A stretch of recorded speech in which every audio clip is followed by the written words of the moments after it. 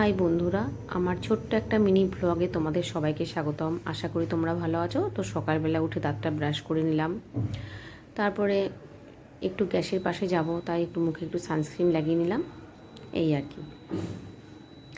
তো ছেলে মুখ ধুয়ে বসে আছে, তো ছেলেকে একটু দুধটা গরম করে ওর খাবারটা করে দিলাম।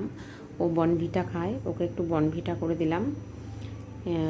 তো অনেকক্ষণ ধরেই মুখটা ধুয়ে বসে আছে, তো দুধটা গরম করে ওকে একটু বনভিটা আমি গুলিয়ে দিলাম, সাথে 4টে বিস্কুট দেবো।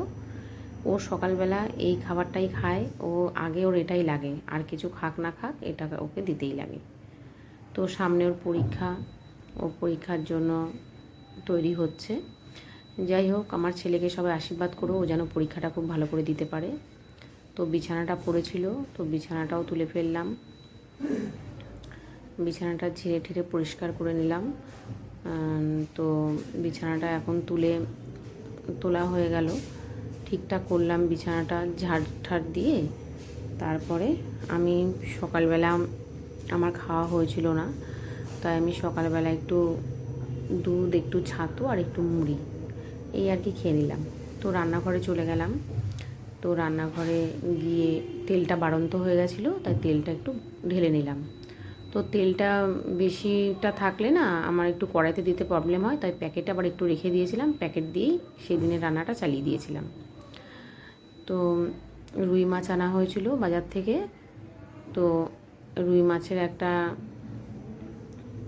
তেঁতুলের একটা পাল্প দিয়ে একটু ঝোল করলাম, একটু মানে ঝাল ঝাল মতন করেছি আর কি, তেঁতুলের পাল্প দিয়ে। তোমরা বন্ধুরা এই রান্নাটা দেখে তোমরা খেয়ে দেখো, ভীষণ ভালো আমার লেগেছে, আশা করি তোমাদেরও লাগবে।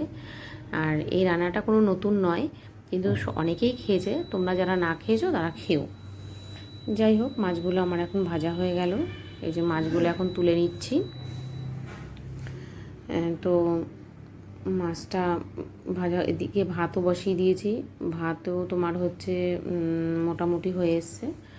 তারপরে এখানে মশলাগুলো দিয়ে দিলাম, মাছের মশলাগুলো দিয়ে দিলাম, যা আমরা দিই আর কি রুই মাছে, ওই সেম মশলাই, জিরে, ধনে, লঙ্কা, পেঁয়াজ, আদা, এই এতটুকুই দিয়ে তারপর হচ্ছে তোমার এটা একটু কষিয়ে, প্রথমেই তেঁতুলের পাল্পটা দেবো না, তেঁতুলের পাল্পটা এই যে তেঁতুলের পাল্পটা এখন দিয়ে দিলাম, অল্প একটুই দেবো, আর একটুখানি স্বাদ অনুযায়ী একটু চিনি দেবো, যেহেতু একটু ব্যালেন্স করার জন্য টকটা।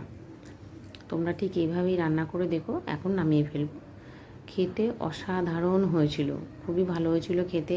বন্ধুরা তোমরা যারা যারা না খেয়েছো সবাই খেয়ে দেখো। যাই হোক, মোটামুটি আমার রান্নাটা কমপ্লিট হয়ে গেল। তো আমার তো শরীর ভালো না, তোমরা তো সবাই জানো, এর আগেও আমার ওষুধপত্র দেখিয়েছি, অনেক দিন বলেছি আমি আমার প্রথম ভিডিওতে। তো এই তো এখন আমাদের লাঞ্চ শুরু হয়ে গেছে, লাঞ্চ করতে বসে গেলাম। তো আমি বেশি কিছু রান্না করতে পারি না আমার শরীর খারাপের জন্য, ওই 1 পদ 2 পদ করি, আর বেশি কিছু করতে পারি না। তো বন্ধুরা তোমরা সবাই ভালো থেকো, সুস্থ থেকো। আমার এই ছোট্ট একটা ব্লগে তোমরা ভালোবাসা দিয়ে যেও, আর হচ্ছে তোমরা শেয়ার করো, কমেন্ট করো, লাইক করো, এতটুকুই। আর খুবই ভালো হয়েছিল খেতে, এই কারণে আর কি আমি বললাম ভীষণ ভালো হয়েছে, তোমরা দেখতে পারো।